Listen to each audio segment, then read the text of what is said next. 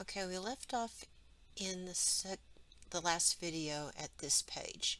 And now what I want to do is I want to show you how to build your body paragraph.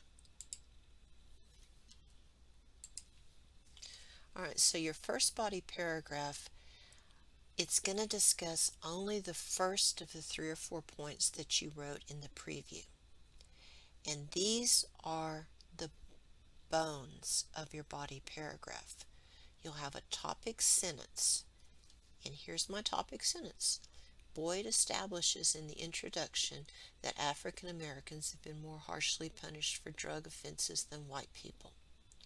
And now I move to my general explanation. Remember from the last video I told you that the general explanation has 2 parts to it. Part 1 is summary, part 2 is commentary. So we're doing part 1. In the beginning of the article, Boyd compares the number of black Americans in the prison system to historical atrocities and explains the logic that justifies this kind of incarceration. So this sentence is an organizing sentence. I call it a breadcrumb sentence. This sentence promises the reader that in the summary section, you're going to develop 2 points. You're going to develop this point, and then you're also going to develop this point. So now I'm going to move to my first specific example. First, Boyd establishes the scope of the problem. He points out that although the United States has only 5% of the world's population, it has 25% of the prisoners, winning it the dubious title of the world's leading jailer. In quotation, parentheses, his last name, close parentheses, period. So in general, the United States has a higher rate of imprisonment than most countries. This is my first specific example. And we need to look at it carefully because there's a pattern that I want you to follow whenever you are integrating a specific example into your own paragraph. There are 5 steps. Every time you get ready to use a specific example, I want you to pull out these 5 steps and intentionally walk your way through them. So the first thing you do is you write a sentence that previews what the source is going to illustrate. In other words, you read whatever it is that you're quoting or paraphrasing and you think, what's this saying? And whatever comes up as your understanding of what this is saying, you write that down in a sentence. The second thing you have to do is you have to signal the reader that you are pivoting from your voice to the source's voice. Typically, you do that by mentioning the author's name. After that, you quote or paraphrase from the source. You parenthetically cite the source, which serves as the signal that you're moving away from the source's voice back into your own writing voice. And then, to conclude, you have to comment on the source. You have to tell the reader, why did you cite that source? What point are you making here? So let's see what it looks like in the wild. So, first, Boyd establishes the scope of the problem. So I've written a sentence that says, this is what this information is going to show you, the scope of the problem. Normally, I would use the author's name, but since I used the author's name in the previous sentence, I felt safe just using he. So there's my signal, that word he. He points out that, and now I'm moving into my actual quoting and paraphrasing from the source. And in this chunk here, I'm doing both. I'm paraphrasing and I'm quoting. So my paraphrase focuses on the percentage of the world's population in prison versus the percentage of the 25% of the world's imprisoned population here in the United States. Now, that was a big old giant paragraph in the original source, and I didn't need that. I just needed those two percentages. So I put it in my own words. And in general, that is preferable.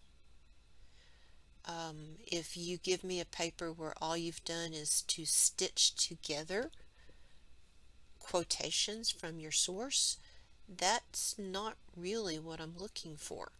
This paper is you and your ideas, but supported by secondary sources. So when you can, paraphrase. I've included a quotation because I thought the wording was kind of cool and I wanted to show you how to quote. So, open quotation marks, winning at the dubious title of the world's leading jailer, close quotation marks. Notice that there's not a period here. You don't use the period until you get to the end of the parenthetical citation. So close quotation marks, open parentheses, the author's last name only. You don't need a year. Close quotation marks, period. Now, if you have an article that has page numbers, if you're working from a PDF file, then yes, cite the page number in the parentheses. But if your article comes from the internet where there are no page numbers, use only the writer's last name. And then the last thing you have to do is you have to warrant the source. In other words, in your own words, say something about it. So in general, the U.S. has a higher rate of imprisonment than most countries. And all I did was summarize it. But in summarizing it, I'm emphasizing that that's the point that I want my reader to take away.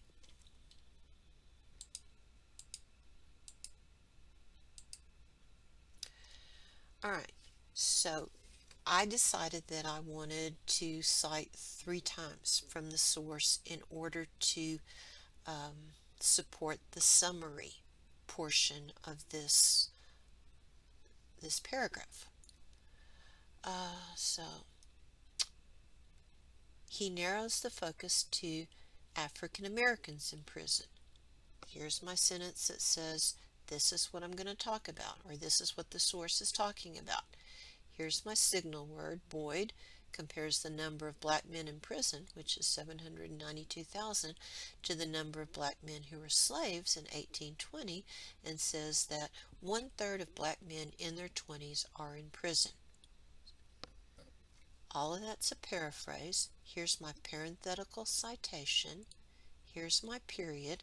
And let me emphasize, you have to cite even if it is a paraphrase. You still have to give the writer credit for that information. Here's my warrant. His point is to establish the significant numbers of black men impacted by the judicial system. So these 2 sources, I'm using them to support this summary. And now I need to give you something from the article that explains this piece of my summary. And so I signal that I'm doing that here by saying in the introduction, he also, and the reader's ears perk up. Oh, this is a little bit different. He also explains the logic that justifies imprisoning people at such a high rate. Echoes that language, that wording. he says that calling it a war on drugs justifies throwing out,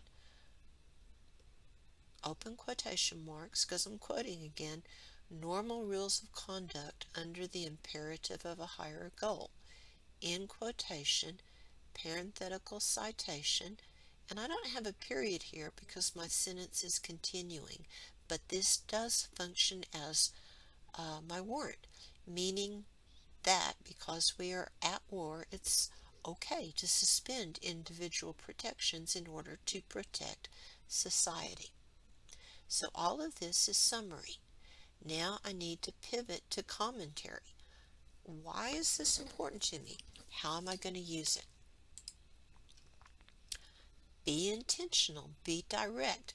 This information will help me establish a basis for explaining systemic racism. And now I need my example.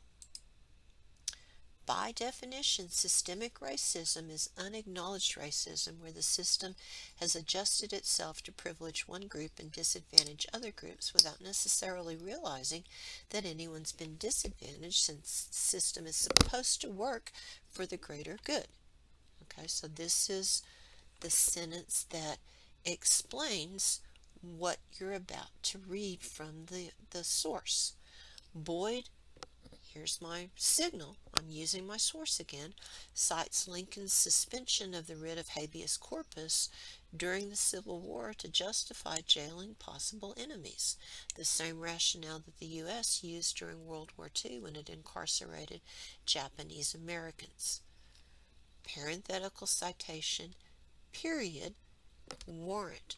When society believes that national security is at risk, it's willing to suspend individual rights in order to protect society as a whole. And then, thus Boyd spends the first part of his article establishing the significance of the problem. And this is going to be the first body paragraph of this essay. So general criteria for getting through the partial draft. Follow the directions. That's the best advice that I can give you. In the first body paragraph, particularly make sure that I can see these bones. Bone number 1 is the topic sentence. Bone number 2, the sentence that tells me, okay, he's talking about summary. The sentence number 3 that tells me, okay, we're in commentary now. And then the last sentence should just restate your topic sentence. And then each time you cite a source, be super intentional. Know that I've written a sentence that does this. I've got my signal word. I've paraphrased or quoted from the source. I've written a parenthetical citation, and then I've concluded with a sentence that explains the significance of the source. And then I want you to end with a correctly done works cited page. At the end of that paragraph, do a page break, and that will push the cursor to the next blank page in your document. Center your title, works cited, and you're going to have just one source on this page, only the article you're analyzing. Make sure your works cited page is double spaced, reverse indented, and it should be done in MLA format.